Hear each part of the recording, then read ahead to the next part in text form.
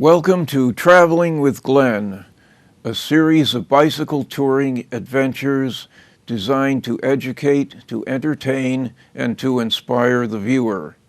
I am your host, Glenn Davis. The entire bike tour of continental Europe on my 21-speed Cannondale road touring bicycle loaded with camping gear took 195 days, during which I rode 5,845 miles. After touring the Netherlands, I returned to Belgium, where I bicycled 255 miles. We're looking at the 14th century town hall in the village of Dame. The cobblestoned main road through Dame, located in the northwest of Belgium in Flanders. We are in the city of Bruges, which locals pronounce Brugge. The name means bridge, thought to be derived from an old Dutch word. This Flemish city of 117,000 people, called Venice of the North, has one of the best preserved medieval city centers in Europe. The Belfry of Bruges is a 13th to 16th century tower, 260 feet tall. The octagonal upper stage was added between 1483 and 1487. You must climb 366 steps to reach the top. A poem by Henry Wadsworth Longfellow titled "The Belfry of Bruges" cites the tower's checkered history. In the marketplace of Bruges stands the belfry, old and brown. Thrice consumed and thrice rebuilded, still it watches o'er the town. We'll see two views of Bruges from the belfry. St. Walburga's is a Jesuit church built in the Baroque style from 1619 to 1641. Another view from the belfry shows the Provost's house in the center, the old town hall in the corner, and the Basilica of the Holy Blood. The Provost's house is on the left. A provost is the head of a cathedral or collegiate chapter. On the right is the old town hall, one of the oldest in the Low Countries, built from 1376 to 1420. The Basilica of the Holy Blood is a Romanesque and Gothic church built from 1134 to 1157. The basilica is best known as the repository of a venerated tube said to contain a cloth stained with the blood of Jesus and brought to the city by Thierry of Alsace after the 12th century Second Crusade. The Church of Our Lady was built from 1270 to 1280, with various additions in the 14th and 15th centuries. The 379-foot tower is the second highest brickwork tower in the world. The Neo-Gothic Province Court is the former meeting place for the provincial government of West Flanders. We see the medieval city center of Bruges, a tranquil scene along a canal. Ghent Gate was built in 1407. The 15th century Burgher's Lodge is silhouetted against the evening sky. A burgher was a citizen who enjoyed civil or political liberty. Before leaving Bruges, we'll see two more views from the belfry.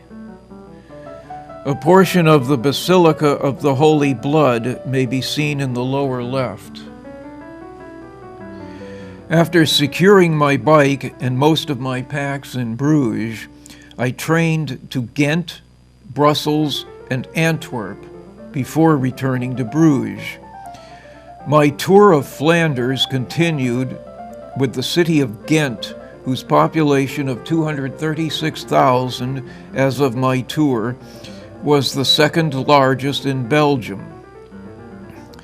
This cityscape shows St. Bafo's Cathedral on the left and the Belfry. St. Bafo's Cathedral, called St. Baf's by the locals, built from the 13th century and completed in 1569, includes features of Romanesque, Gothic, and Baroque architecture.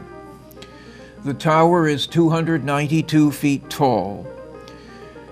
Charles V, Emperor of the Holy Roman Empire, was baptized here in 1500.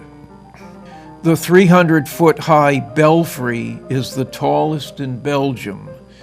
Built from 1313 to 1380, the belfry symbolized the power of the guilds and served as a watchtower. The bell announced the time and called citizens to arms. This view of Ghent shows St. Nicholas's Church on the left and the post office. St. Nicholas's Church, built in the 13th century, was designed in Scheldt Gothic. The belfry is behind and to the right of St. Nicholas's. The old post and telegraph, or Postgebouw, was built in 1897. St. Peter's Station, built in 1912, serves more than 17.5 million passengers each year. In the city center, many of the buildings are of Flemish Renaissance design. The Romanesque St. Jacob's Church. There are several magnificent castles in Ghent. The city of Ghent is known to Americans as the place where the Treaty of Ghent was signed, officially ending the War of 1812 between the United States and Great Britain. Rising from the very center of Ghent, the castle of the Counts of Flanders served a dual purpose in Ghent's stormy history. It protected the citizens from invaders, and it protected the counts from the citizens. It was the residence of the counts from 1180 until 1353. Another look at the ornate buildings in the center of Ghent. The 13th century castle of Gerard the Devil was used for many purposes over time, including a knight's residence, a monastery, an orphanage, a prison with a torture chamber, and an insane asylum. A final look at Ghent shows from left to right St. Bafo's Cathedral, the Belfry, St. Nicholas's Church, and the post office. I trained from Ghent to Brussels, the capital of Belgium and the de facto capital of the European Union, as it hosts a number of EU institutions. The government of Belgium is a federal constitutional monarchy with a parliamentary system of governance. With a population of 137,000 when I visited, it is clear that Brussels sprouts. Sorry about that. It's a disease. I'm a member of PA, Punsters Anonymous. Locally, the city's name is pronounced Bruxelles. The Palais de Roi, built from 1783 to 1934 in neoclassical style with a Louis XVI facade, is the official palace of the King and Queen of Belgium. However, it is no longer used as a royal residence. St. Catherine's Church was demolished in 1893, but the old tower, built in 1629, remains. The Black Tower was part of the 13th century city wall. The tower was not torn down, likely because it became a private residence. St. John the Baptist at the Béguinage is a Roman Catholic church built from 1657 to 1676. The Italian Baroque facade is one of the most beautiful in Belgium. This is a row of guild halls. A guild is an association of artisans and merchants who oversee the practice of their crafts and trades for mutual aid or protection. From left to right, they are the House of the Horn in the Italian Flemish style, is the most original building in the marketplace. The Wolf, built in 1696 in the Italian Flemish style, was purchased by the Archers Guild in the early 18th century. Cabinet makers and coopers set up their guild in 1365 and bought this house called the Bag in 1444. In 1644, they remodeled the old house in the Italian Flemish style. Tallow merchants were among the first to establish a guild in 1365. This house, called the Wheelbarrow, was the seat of the guild. The facade of the 1644 house is Italian and Flemish. The Guild of the Bakers, which was set up in 1385, was one of the largest and richest guilds in the city. The Baker's House was built in 1696 to 1697 in the Italian style. The Rathaus, or City Hall, was built in the Brabantine Gothic style from 1402 to 1420. The tower is 315 feet tall. Directly across from the Rathaus, in Grand Place, is the 13th century King's House, or Maison de Roi, although no king has ever lived here. Since 1887, the Gothic Revival building has been the museum of the city of Brussels. St. Michael's Cathedral was named in honor of the patron saint of Brussels. From the 13th century, various buildings were joined to form the cathedral, whose towers and facade were added in 1485. The spire height is 210 feet. St. Michael's was completed in 1519. From left to right, these guild halls are Ammon's Little Room, formerly called the Golden Merchant. The Pigeon, in 1510, the house of the Guild of Painters, built in the style of the Second Renaissance. The House of the Guild of Tailors, built in 1696 in Italian Baroque, has Flemish embellishments. The Angel, built in Italian Flemish style, used to belong to Saint-Denis Abbey. Joseph and Anne was built in a local style in the 17th century. The Deer was built in the style of the bourgeois houses of the 17th century. The Palais de Justice, or law courts, built from 1866 to 1873 in an eclectic style, stands 341 feet high, with dimensions of 490 by 520 feet, and having 280,000 square feet of floor space. Palais de Justice is reputed to be the largest building constructed during the 19th century.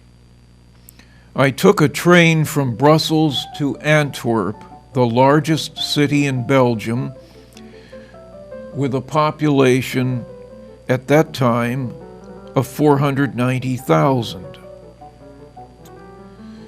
The port of Antwerp is the second biggest in Europe.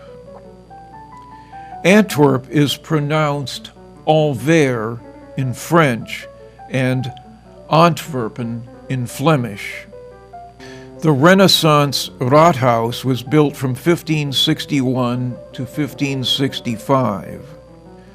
Bravo Fountain, erected in 1887, symbolizes the legend of Bravo and Antichon. Antichon was a giant whose castle overlooked the river Scheldt. If a boatman failed to pay the toll, his hand was cut off by Antichon and thrown into the river. Bravo, a Roman centurion, killed Antichon, cut off his hand and threw it in the river. Hand throwing is pronounced Hantwerpen, thus the mythical story of how Antwerpen got its name. These 7 guild halls in Grote Markt, the Great Market, are Gothic and Flemish Renaissance. Our Lady's Cathedral is the largest Gothic church in the Low Countries. It stands 403 feet tall, measures 246 by 390 feet, and was built from 1352 to 1521. The statue is of Peter Paul Rubens, a master artist who lived from 1577 to 1640 and spent much of his life in Antwerp. An entrance to Our Lady's Cathedral. A stained glass window in the cathedral. The following are 2 of Rubens' masterpieces, The Annunciation and Caledonian Boar Hunt. Butcher's Hall is a former guild hall built from 1501 to 1504 in late Gothic. Today it is a museum. The brewer's house, built around 1553, supplied fresh water to local breweries. Het Steen, meaning stone castle, was built from the 10th to 16th centuries and is Antwerp's oldest building. It was used as a prison between 1303 and 1827. Today, it is the Maritime Museum. St. Paul's Church was built from 1517 to 1679 in Brabantine Gothic.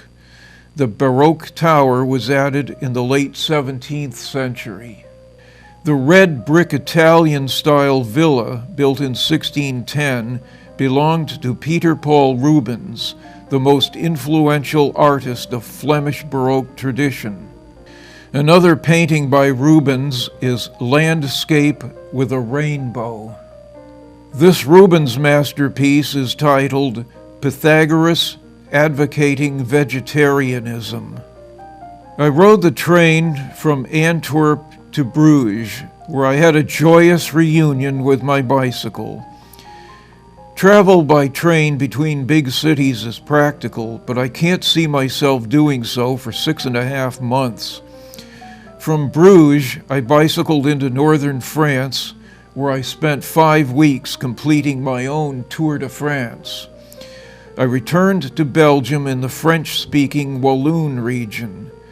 The Semois River is a 130-mile-long tributary of the Meuse.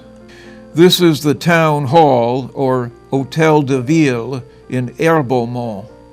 I'm experiencing hills for the first time since West Germany, more than 2 months ago. This pretty scene is in the Ardennes. From here, I biked to Luxembourg City, wherefrom I flew to Keflavik, Iceland, where it was snowing, then to JFK Airport, and to Connecticut in time for Thanksgiving. I had completed my long adventure of touring 12 countries on the continent in 195 days, 5,845 miles on the bike, plus many additional miles by train, city bus, and tramway. As usual, getting back to Connecticut wasn't much of a reason to celebrate, because my real home is on my bike. Thank you for viewing Traveling with Glenn. Be sure to tune in to each and every adventure as we tour this fascinating world. Until next time, I wish you happy trails, bon voyage, bonne route, buon viaggio, and auf Wiedersehen.